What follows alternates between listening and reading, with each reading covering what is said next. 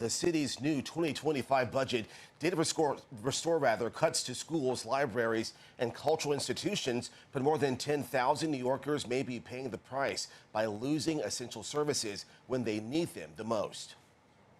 Hello, Safe Horizon Hotlines. This is Stephanie. Are you somewhere safe where you can speak freely? I can't talk for long.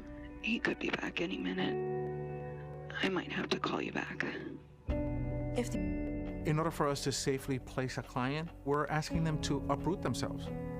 I'm tired. I didn't sleep last night. Everything is wrong.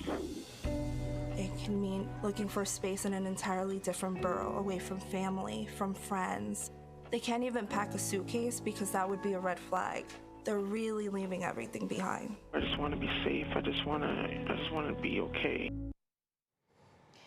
We're talking about crime victims who rely on advocates from agencies like Safe Horizon to help them get their lives back on track. Joining us this morning is the CEO of Safe Horizon, Liz Roberts, to discuss the impact of the latest budget cuts on her agency. Liz, thank you so much for being with us. Good morning. Yes. Thank you for having me. This is very important. We did speak with Mayor Eric Adams yesterday, himself as well as the city council, patting themselves on the back because they were able to restore about $1 billion to the collective $112 billion budget. But your agency, Safe Horizon, you lost $3 million in these budget cuts. Can you talk about what you guys do and if the mayor, city council gave you any explanation about why they cut those funds? So honestly, we haven't heard an explanation that makes any sense at all.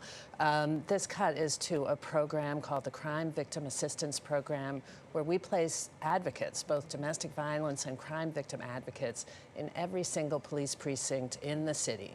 And so we're reaching out to survivors immediately after they have experienced something horrible, a domestic violence incident, a sexual assault, an incident of gun violence, and we're offering them support in that moment of crisis. You know, Liz, Safe Horizon's work is largely funded by the city. And what's the total allocation for you all for 2025? And in light of these cuts, how many people can you serve, do you think, with that not there?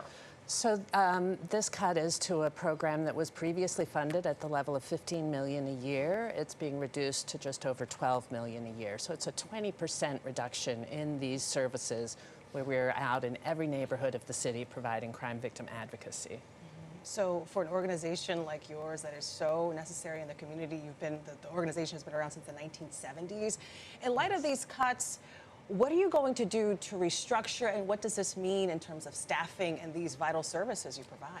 You know, of course, we'll do everything we can to mitigate the impact on communities and on survivors, but we have to take steps immediately to take 50 positions out of our budget for this year, and that means there will be 11,000 victims that we otherwise could have reached out to that we won't be able to support. That's a hole, That's a a big lot. one. It's huge. Now, as Vanessa mentioned, Mayor Adams, we spoke with him yesterday on the PIX11 Morning News, and this is what he had to say about the budget. Take a listen here. We sit in the room and we look at the money coming in and the money coming out, and then we make these tough decisions. We took small decisions at the beginning of this administration that allows us to have over $8 billion in reserves during difficult times. And at the same time, we knew we had to find efficiencies. Taxpayers were not getting their money's worth. There was a lot of inefficiencies in our agencies.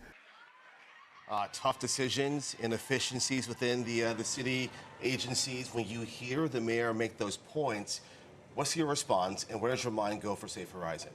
You know, this is a program that has excellent results. We reached 53,000 New Yorkers just last year. The client satisfaction is tremendous, over 90% on all measures.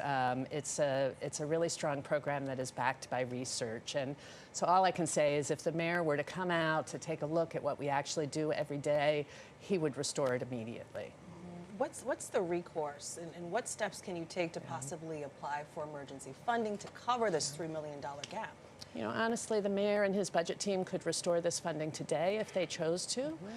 We will continue to advocate. We will continue to help them see the impact on our communities.